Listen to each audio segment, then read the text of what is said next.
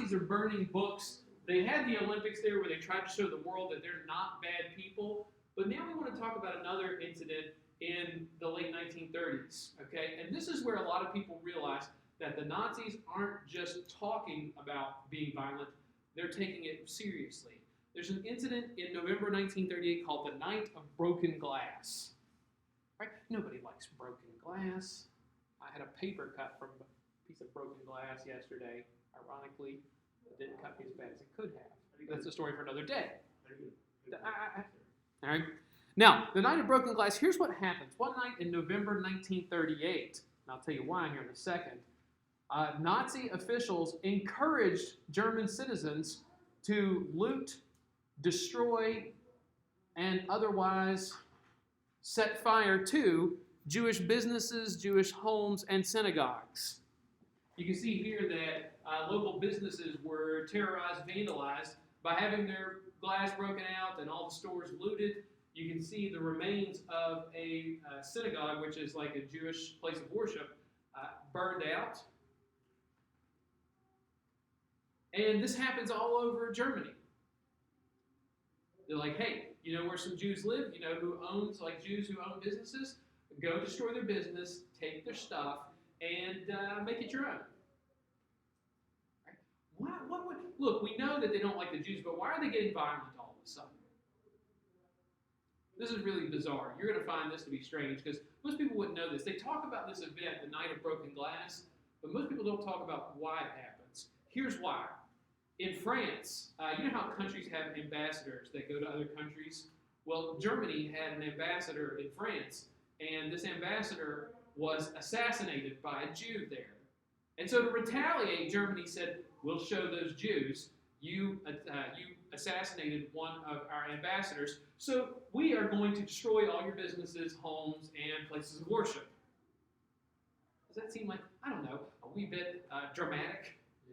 Yeah, just a bit, okay? And so look, after the Night of Broken Glass, a lot of Jews start to understand this is no longer a safe place to be, right? You see a lot of Jews who leave the country because they're like, look, it's one thing to not be able to vote. It's one thing for people to call us names or to ridicule us, but now it's becoming more pronounced. You're seeing physical consequences from being here. A lot of people leave the country. They're like, it's not worth it. Let's get out of here. Okay? Up to this point, people are like, this is my home. I don't want to leave. Right? I'm not letting some crazy person and his little mad followers drive me out of here. But now people are like, you know what? This isn't worth it. Right? And I tell you what, I'd be upset about a lot of things. I'd be upset about my business. I'd be upset about my home. But if somebody burned my church, I'd be really angry. All right? Those things are pretty messed up. And so after the Night of Broken Glass, people start to get the heck out of here. And I think I mentioned it yesterday, but a lot of prominent German Jews as well, like Albert Einstein, flees and goes to the United States. All right? And incidentally, Albert Einstein has got to be one of the smartest figures in the world, and people don't realize it, but back then, like academics, people who were experts in their field, were like sports figures today. Okay? They are like rock stars to a sense. All right? So after the Night of Broken Glass, and before we leave, we'll probably show you a video on that. But after that, people were like, gosh, the Nazis, they're not just joking about hating the Jews. They're taking specific actions. Okay? That's what Hitler's doing at home to people in his country. But Hitler also says, look, it's time to start my plan to take over Europe. Okay? And I know this is asking you to think back, but in the chapter you read about Hitler, Hitler said that the German people needed what he called Lebensraum. You remember what that word meant? Living space. Living space. He said the German people need more land. Okay? And he wasn't kidding about wanting more land for Germany. Right? And he's going to take it. Look, you know what's better than buying something, Jordan? Getting it for free. All right? And Hitler's like, look, I'm not going to buy things. I'm just going to start taking things. Ooh. All right? Let's go to the map here. We need a map. Okay? Here's Europe. Here's Germany. And you see a couple different little sections. See this little section over here with the number 3 on it and the little gray area? That's a part of Germany called the Rhineland. All right? And part of the old Treaty of Versailles after World War I, said that Germany could never have their military in the Rhineland. Right? And the idea was that if they can't have their military here, then France and Belgium would always be able to keep an eye on them because that's the area they would most likely try to invade from. So if there's no military there, we'll always know that they're at least back to this point. Right? So Hitler says, you know what? It's time to see if France and other countries will actually try to stop us. So Hitler orders his military into the Rhineland, okay? And he wants to test what the response is going to be from other countries. He said, I'm going to defy the Treaty of Versailles. I'm going to do it, right? Now, the funny thing is, when Hitler ordered his army in there, he told them, he said, look, we're still getting our army built back up, and if anybody questions you or challenges you, take the army out of there. All right? But they moved the army in there, and what does the rest of the world do? Nothing. Okay? And look, think about this for a second, too. If you've ever had to deal with a little child, do you ever give in to like what a little kid wants just so they'll shut up? All right? What happens when you do that, though? They want more. They want more. All right? Hitler says, I defied the Treaty of Versailles once, and I got away with it. But he's a habitual line stepper. All right? You put a line right here, Hitler's like, oh, I'm going to cross over it. Then you put another line, he's going to cross it too. Okay? So Hitler says, you know what? I got away with that. I'm going to do something else. All right? Hitler says, we need more living space. So he looks to the south here, and he goes, you know what? That country of Austria, there's a lot of German speakers in Austria, German culture, and I think they should be part of Germany. He goes, I want to annex them. I want to incorporate them into Germany. Ooh. And here's the best part of it. Austria, they kind of like the idea. They were like, hey, Germany, same culture, same language. Hitler is originally from Austria. There was a lot of support for this. Look, Austria decided to have a vote. Okay? Check this out. I love it. Here's a copy of the ballot that they gave Austrians. And basically what this says, do you want to join the German Reich, the German rule, and have Hitler as your leader? And here, with the big circle in the middle is ja, or yes, and over here to the side, the much smaller circle, nein, or no. Do you think this is a fair ballot? Yes. They're encouraging people to vote yes. All right? Yeah, that's kind of jacked up. Can you imagine if we had a presidential ballot this year that said Donald Trump, big old capital letters, and Joe Biden, like a tiny microscopic print? Or vice versa. People would have been like furious. All right? So Austria votes to specifically join Germany. Okay? Now, here's where this gets crazy. Okay? This unification between Austria and Germany, they have a term for it. It's called the Anschluss. Ooh, I love those foreign words. The Anschluss, the unification, and it was specifically forbidden under the Treaty of Versailles. Right? It was specifically forbidden under the Treaty of Versailles. You couldn't do it. Right? Look, think of this. Hitler has already defied the Treaty of Versailles 3 times. He's not supposed to rebuild the military. He did. He's not supposed to put troops in the Rhineland. He did. He's not supposed to unify with Austria. He did. Hitler, habitual line stepper. Right? People are greedy though. They always want more. You know what happens if you pour a whole bunch of dog food in front of your dog? How much of it do they eat? All of it. All of it. Dogs will eat everything you put in front of them, and they'll always want more. Cats are smarter. Okay? Cats, they only eat whatever they need to eat. Right? Hitler is a dog. Okay? Hitler's like, look, I want more land. Okay? He starts looking over here, and he says, his neighbor, and I meant to have an arrow, but this slim little country right here is Czechoslovakia. And he says, this little gray area right there, it was a region called the Sudetenland. Okay? It was a region called the Sudetenland. And it had a lot of German speakers and people who used to be part of Germany. And Hitler says, I want that. Right? Hitler wants the Sudetenland. He says Germany should have it. It's German-speaking people, and daggone it, they should be part of Germany. Right? Do you think Czechoslovakia wants to give it up? No. Of course not. Nobody wants to give up their land, especially to an angry neighbor. Right? So Hitler's like, I want the Sudetenland. And so he starts getting bossy about this. Right? Now, Great Britain and France finally are like, hey, Hitler, you're getting a little bit out of control here, okay? You've already defied the treaty, and we sat around and did nothing, right? But now, Great Britain and France are like, bro, you're getting a little too demanding. So Hitler says, here's what we're going to do, guys. Let's have a meeting in one of my cities here in Germany. Let's have a meeting in the city of Munich, all right? Let's have a little sit down, and we can chat about this Sudetenland. Okay? Question? Without Czechoslovakia. Yeah, and the funny part is that Hitler says, yeah, we'll all come and have a meeting in Munich, but Czechoslovakia is not invited. Great Britain and France are going to come. They're going to have representatives there. And here's where things are going to get really dicey. Okay? Now, this is great. Hitler, like, this is a foreign headline here, and it says, patience is at an end. The Czechs must give us territory immediately, or we will fetch it ourselves. Right? Hitler's getting bossy. Right? Now, he claims he wants peace with England. All right? Now, here's what happens. In the city of Munich, Hitler and Great Britain and France, they all sit down together with some other countries, and Hitler says, here's my arrangement, here's my offer.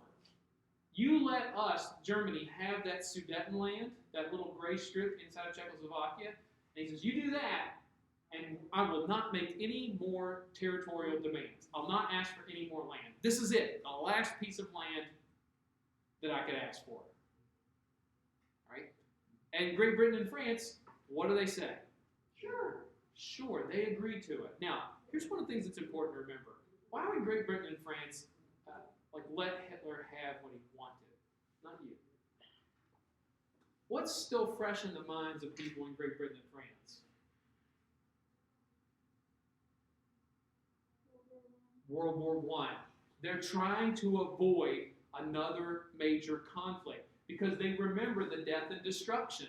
And they're like, look, let Hitler have this. It's not worth going to war over. And Czechoslovakia is like, actually kind of is. Right? There's a term for this. When you constantly let somebody have, or like a bully, have what they want, what do we call it, Toby? Oh shoot, what's that called? Starts with an A. Appeasement. Appeasement. When you're appeasing somebody, you just give them what they want so they'll shut up. All right? And Hitler he has a learned pattern of behavior. He says, if I just make enough noise and make really angry sounding threats, then people are going to give me what I want. Okay? Do you think Hitler has any intention of keeping his word? No. And here's what's funny about this. You remember, Hitler in his book, Mein Kampf, he specifically said, the German people need Lebensraum, and here's how we're going to get it. Okay? Now, let me go to, here's the meeting where they signed the agreement, the Munich Pact. Here's Hitler and some of his other compadres. Over here are Great Britain and France's representatives. And Britain and France, they think they've avoided another war. Okay? Hitler knows better. He knows that he's not going to keep his agreement.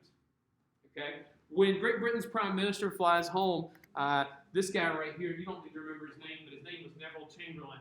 And this is a picture of him. He had a press conference immediately at the airport, and he's holding up a copy of the agreement, the Munich Pact. And he says, I have acquired peace in our time. Saying, look, I've got an agreement from Hitler, and we can trust Hitler to keep his word.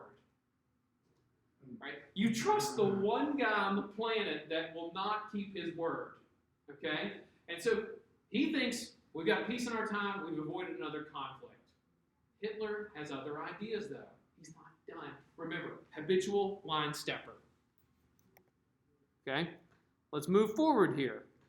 Hitler also realizes he's got another problem. He says, look, if I'm going to make Germany the dominant power in Europe, I'm going to have to do something about Russia. Okay? Because every time we get closer and closer to Russia, we need to, he said, we'll deal with them later on, but right now we just need to get them out of our hair. So Hitler offers Joseph Stalin and the Soviet Union a deal. He says, we don't have to be friends. We don't need an alliance. I want a non-aggression pact, meaning we just agree not to fight each other. Right? And Stalin says, yes, we can agree to that. A non-aggression pact. They agree not to fight one another. Okay? Here's Stalin, along with German officials, signing the agreement. Now, here's the weird thing about this. It's no secret. The Nazis hate communists almost as much as they hate Jews, and they hate the Slavs. Right? Germany says, look, this is just temporary. In their heads, they're thinking, look, one day we'll come for the Russians, but just not now. Right? We just need to get them out of our hair while we conquer the rest of Europe. Right? They don't trust those Reds. Okay? Stalin thinks, hey, what's the big deal? Not a problem. Remember, he's focusing on building up communism in his own country. So he's like, hey, we'll leave the Germans alone. We got no problem with that. We can hold on to that idea. Right? Now, once they make this agreement, okay, the crazy thing is Hitler has his representative say, hey, Stalin, this is the deal that we're announcing to the world. How about a side deal, a secret deal? Okay? Stalin says, what do you have in mind? Very nice. All right? And here's what he has in mind. Germany tells Stalin, hey, we plan on invading Poland. We're going to take that land, and we want you to do nothing. And in return, we'll let you have half of Poland. All you have to do is not try to stop us once we invade Poland. And Stalin's like, free land? And they're like, yeah, free land. And so he says, deal, done. Right? So they agree to split up Poland into two pieces. So Hitler's like, hey, we're going to invade Poland. All you got to do is not stop us. We'll split it. Ooh. This is some next level shaking here. Ooh, Hitler. Right? Now, very few instances where I will tell you to remember a specific date, but September 1st, 1939, that's a specific date you got to remember. Right? That's the official date we give to the start of World War II. That's the date where Germany invades Poland. Germany invades Poland. And when they do this, this is considered the official start of World War II. WWII. Oh, man. This is bizarre. Okay? Now, when they invade Poland, here is what's crazy. Germany invades Poland, and they do it with a new type of warfare. Right? They use something called blitzkrieg. And blitzkrieg is a German term. It's two words, actually, meaning lightning war.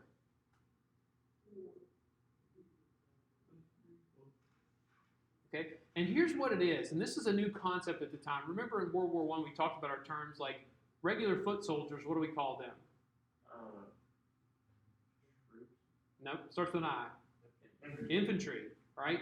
Artillery is when you have cannons, and then you have tanks like armor, and then you have airplanes as well. So here's what the old way was doing. Like it used to be, you would try to use your artillery and your tanks and your airplanes to soften up the enemy, and then you would send in the infantry.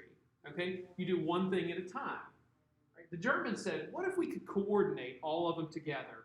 What if we could get infantry working together, following the tanks, using artillery, shooting at them at the same time, while having airplanes bombing them and shooting at them simultaneously? That's blitzkrieg. The idea was to combine all these tactics and coordinate them. Right?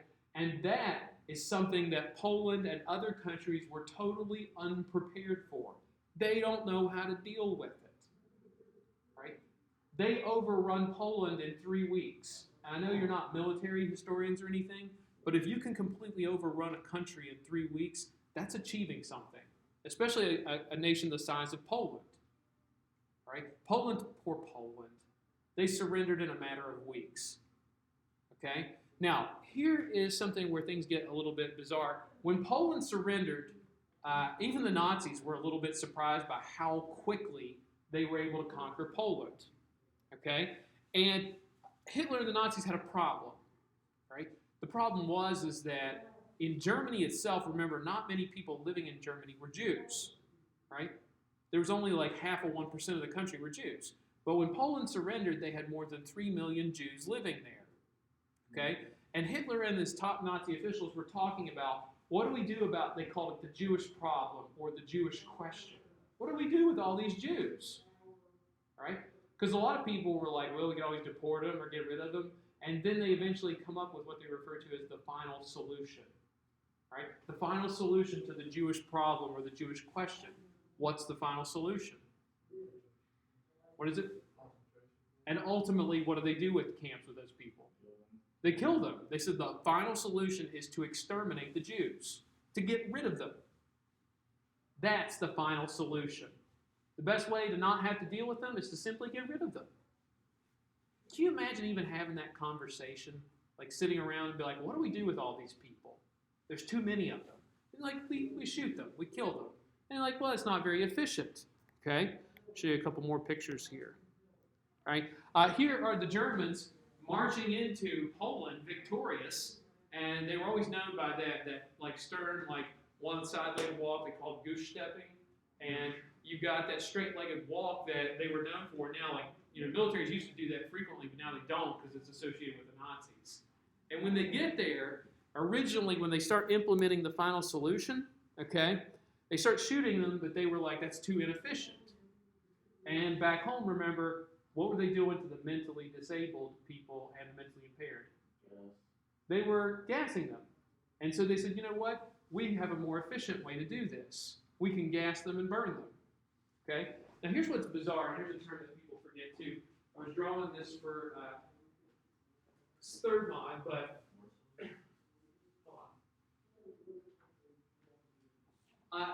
what comes to your brain? What image comes to your mind when you hear the word ghetto?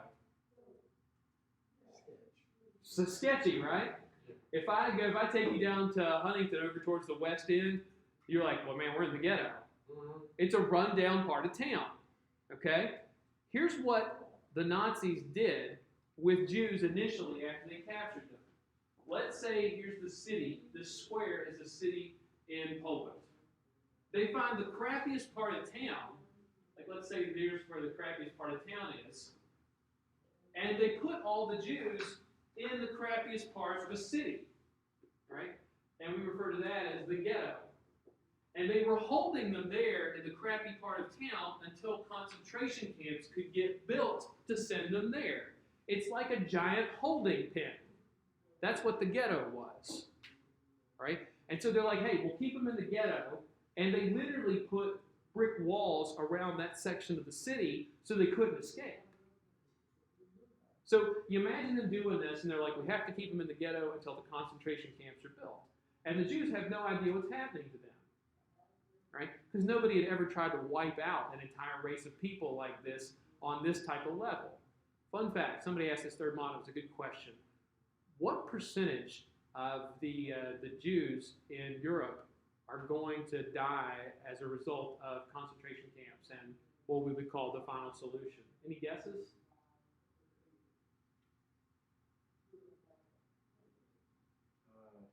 Just a ballpark guess. 40%? Anybody? 30? What percentage of the Jews do you think the Nazis killed during World War II?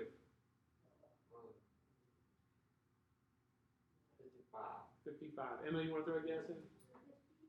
67%. So imagine if you lived in Europe and you were a Jew in 1939, imagine that there's a 2 out of 3 chance that you won't be alive in 5 years. I don't like those odds. That's terrifying. Okay? And so they had this system where they keep them in the ghettos. Once the camps are built, they ship them to the camps, and that's where they're going to exterminate them. All right? We didn't even have, like, you've heard of this term now, but we, like the term genocide, where you try to literally wipe out an entire race of people. That term didn't even exist before World War II. Okay? Last thing we're going to mention today, once the invasion of Poland occurs, Great Britain and France finally react and do something, and they declare war on Germany. They said, all right, Germany, you've gone too far. All right? And so they step up and finally do something. They declare war. Ooh, Europe, another war. Right? We've let Hitler grow out of control.